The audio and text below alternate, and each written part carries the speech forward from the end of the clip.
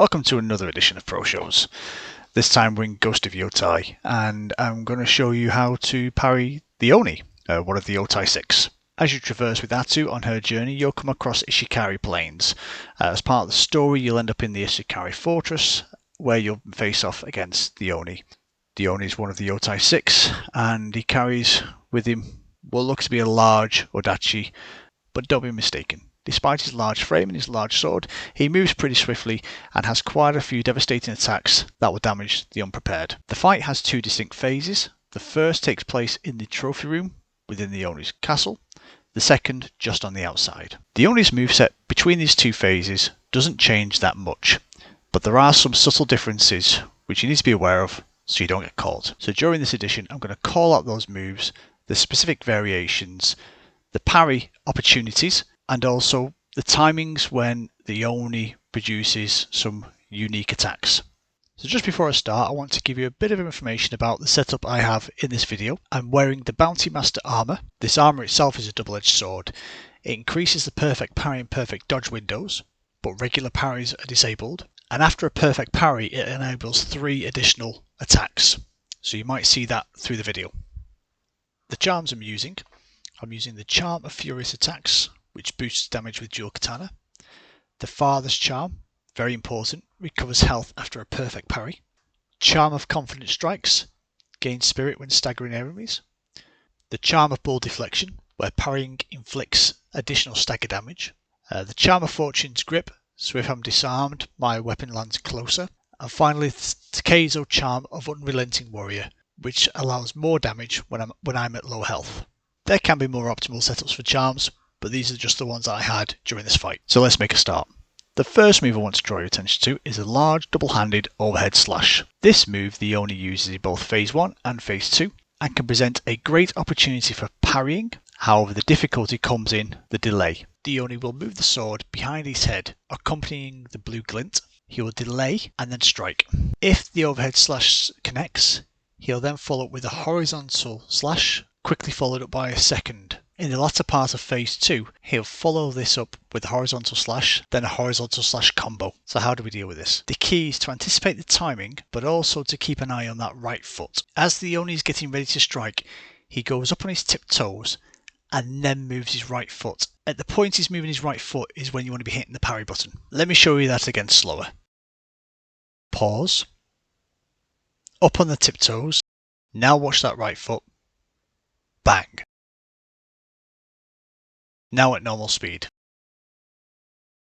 Now it's interesting to note that at the start of phase 2 he always starts with this move. So if you can learn and get the timing right, you can start phase 2 with the upper hand. Get it wrong however, and it's a short fight.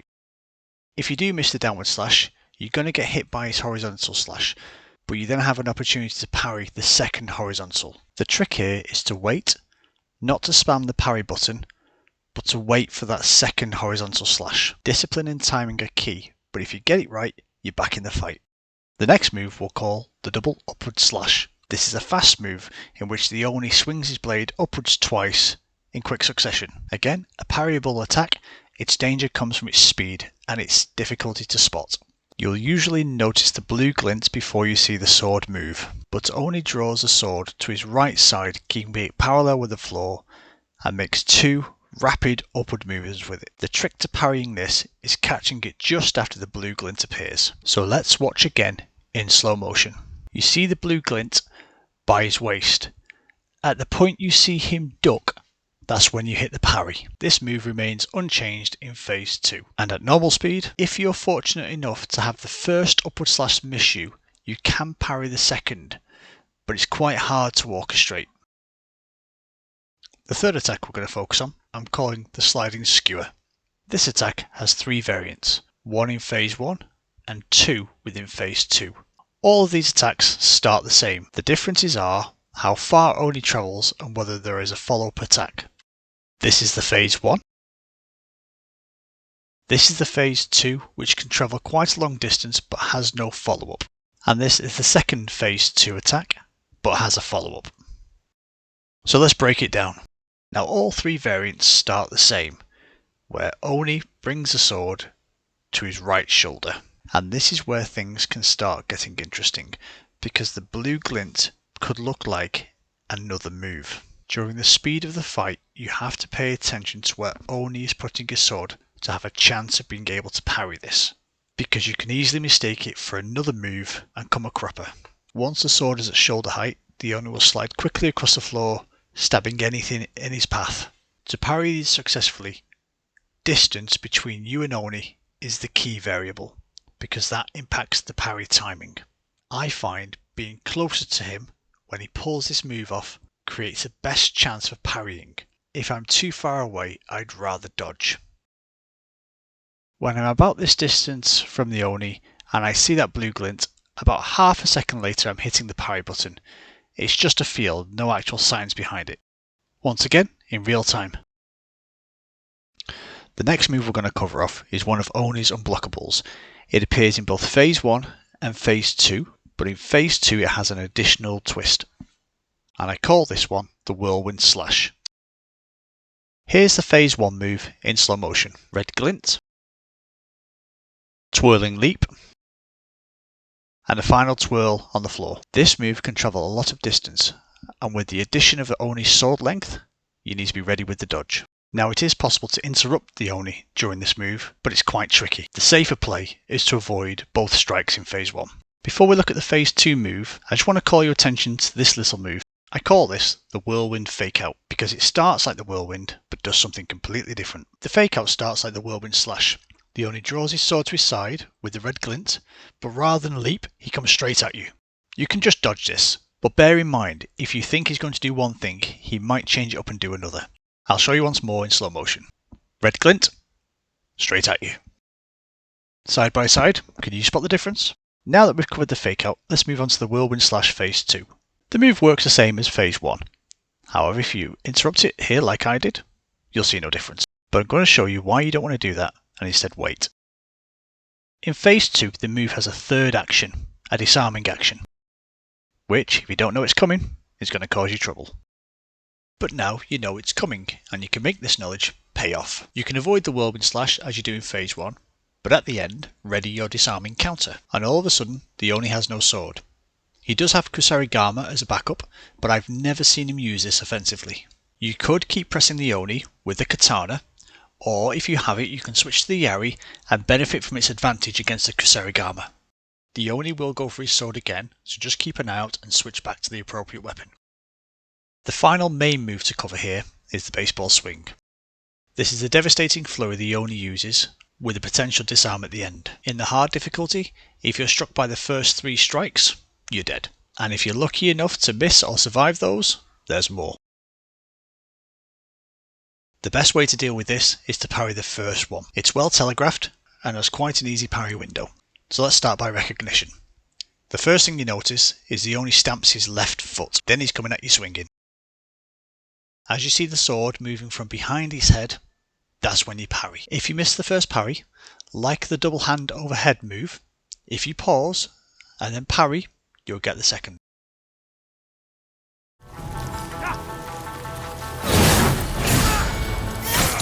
Now let's talk about the Oni's transitions in Phase 2. These are predictable things the Oni does after a particular clash. And by clash I mean those sequences where you're clashing swords and there's a little bit of dialogue, like this. The first I call the blazing transition, and it occurs after your very first clash in Phase 2. Here the Oni jumps back, then produces 2 strands of fire in a V shape. The fire lasts about 20 seconds and will do damage to you, so best avoid it altogether. Often, staying a good distance away and in the middle of the V is the best place to be. The next transition we call the overhead transition and comes after your second clash in Phase 2, and it's called because the Oni goes straight into a double hand overhead slash, and because you paid attention to the start of this video, you know how to deal with this. The final transition I call the charge transition and comes after your final clash with the Oni in Phase 2, and it's named as such after the clash because the Oni performs a disarming charge. To deal with this, as you know it's coming, you can prepare your disarm counter. One last note on transitions. They're all conditional upon the Oni having his sword. If he's being disarmed, the move expected may be cancelled or may occur when he picks up his sword next. There's just a couple more moves I want you to be aware of, mainly because they're unblockable or they're just weird and fast. This one I call the skip and swing. This move appears in phase 1 and phase 2 and occurs usually when the Oni's less than half health. This one I encountered so rarely I found it very difficult to counter. The Oni seems to pivot on his left leg, skips with his right and swings at you at the same time. It moves across the floor very fast. It should be parryable, it's just having the reaction time to counter it. This next one's short and sweet and it's simply called the backhand. I encountered it most in phase 1 and usually straight after a grab. Again, with any unblockable, it's about dodging. This grab does what it says on the tin. Oni just lunges across the floor for you and tries to grab you. It usually occurs when you're in close proximity to the Oni, so just keep an eye out. After the grab attempt, he may simply follow up with an unblockable backhand. The grab plays an important part in transitioning from phase 1 to phase 2, so at the end of phase 1, when the Oni has a sliver of health, he will grab you and there's nothing you can do about it. So now our final move, an unblockable flaming sword. This occurs in phase 2 when the Oni's sword has been extinguished or after he picks up his sword after being disarmed. And unlike those phase transitions, it's not a guaranteed move. This has two variants. The first is where he just lights his sword and does nothing. The second is where he lunges across the screen and attacks you. In any case, this is a move just to be avoided. So there we have it. All the Oni's movesets and how to deal with them. All that's left to do now is leave you with a few clips of my best bits. Just as he's falling, that's when. Till next time, hit the parry. take it easy. これが噂の怨霊か。勝敗は怯える小娘に過ぎん。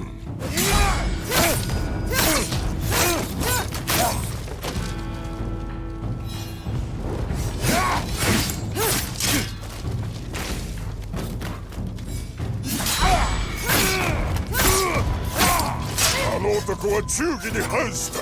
死んで当然だ。俺たちにはいい男だった。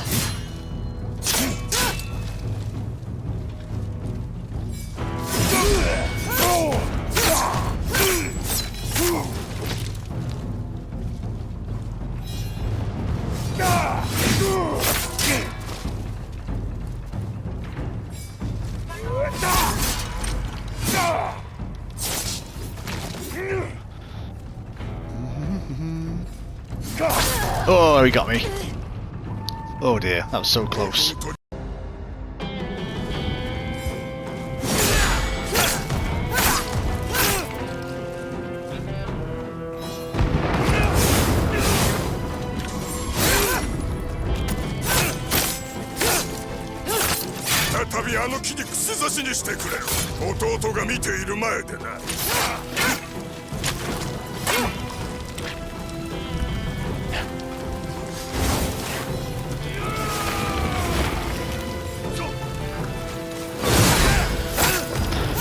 Baseball swing, fuck off.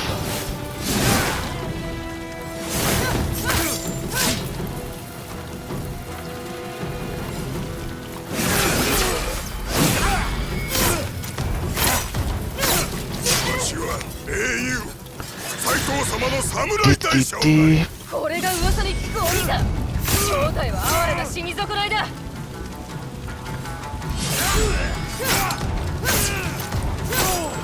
こで弟の敵を撃つ。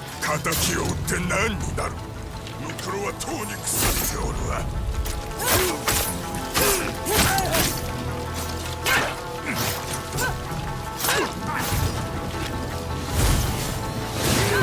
Oof, that was lucky. Fuck off, burning me, you fish. What the fuck? Can't see. Why? Urgh. So close to fucking killing him. Hey there, thanks for watching. If you enjoyed this video, take a look at the cards for other videos from my channel that you might enjoy. Otherwise, if you're short on time, leave me a like and subscribe, which shows your support, but also lets you know when I put new content out. Equally, follow me on Twitch so you can catch me when I'm live. That's it from me. Until next time, Moriarty out.